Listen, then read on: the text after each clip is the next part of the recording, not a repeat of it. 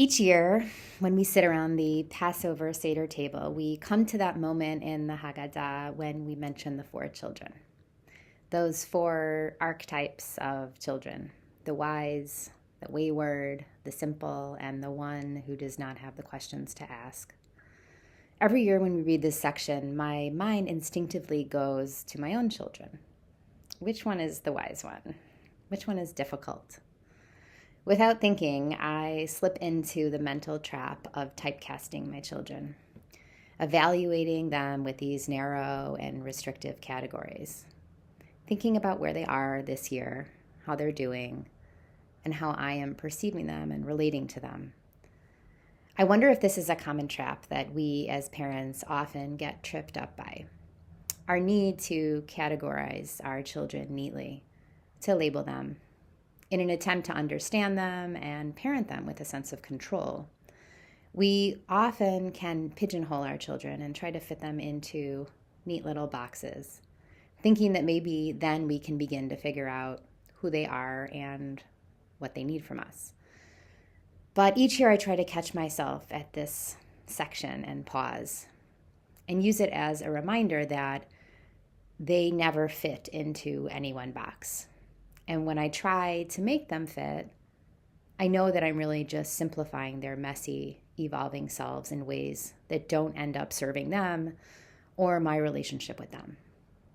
Because in reality, my three kids are all wise and wayward and simple and struggling to know how to ask the questions that they need. And while that is maddening for sure at times, it is also real. And I remind myself to stay real and honest and to step back and let go so that I can really see my kids in all of their beautiful complexity. This year, when I was looking back over the text of the Haggadah, I was particularly drawn to the section that begins, Avadim Hayinu leParo b'Mitzrayim. We were slaves to Pharaoh in the land of Egypt. It goes on to say, and the Lord our God took us out from there with a strong hand and an outstretched arm. And if the Holy One, blessed be He, had not taken our ancestors from Egypt, behold, we and our children and our children's children would all still be enslaved to Pharaoh in Egypt. On the surface, in the holiday of Passover, we tell the story of the people of Israel's enslavement in Egypt and their release from the servitude and suffering. Yet the Hasidic tradition teaches us that this narrative of going out can be understood on a deep, personal, psycho-spiritual level. That there was not only a collective experience of Yetziat Mitzrayim, of going out of Egypt, but also a personal experience that we can try to touch into every year. Each of us has our own Mitzrayim, our own experiences of constriction and suffering and challenge. And as parents, we all know this is all the more true. Parenting can feel like one wave after another crashing over us. We do our very best to swim through the turmoil of our children's struggles and challenges, trying to keep ourselves and our children from drowning. Sometimes our parenting lives can feel smooth and manageable, and then other times we are completely submerged by exhaustion, stress, worry, and helplessness. When we come to Passover each year, we come face to face not only with our shared collective story of liberation, but with the work that is uniquely ours to do. The work of facing our own struggles and uncovering our own way through the heaviness that we're holding towards a lighter place of liberation.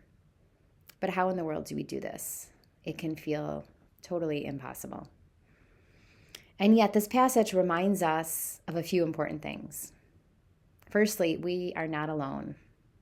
As we trudge through the wilderness and try to find our way towards a better place, we are doing this with so many others, other parents, other peers. We walk with one another. And the passage also tells us that the work begins with us. If we neglect ourselves as parents, as individuals, if we keep treading water and don't find the support that we need, we are not only harming our own well-being, but we're allowing the stress and the negative dynamics to persist across generations. We're risking passing the struggle onto our children. So this is the work that we can do, the inner work to get the support and nourishment we need as parents, to come through the suffering and out to a more expansive way of living day to day. And it's not just for us alone, we do it for our children. To model what caring for ourselves looks like, to change negative patterns so that they can inherit different possibilities, and to show them that things that are hard and not working can be changed if we lean into compassion and love and connection. The liberation can begin with us. So this Pesach, that's the vision of freedom I am leaning into. Asking new questions about each of my beautiful children's complicated lives and my own parenting path. And there are definitely more than 4 questions I need to ask this year. I am wishing you all a holiday that is filled with new questions, movement towards inner freedom, and renewed relationships with all of our precious children. Chag Sameach.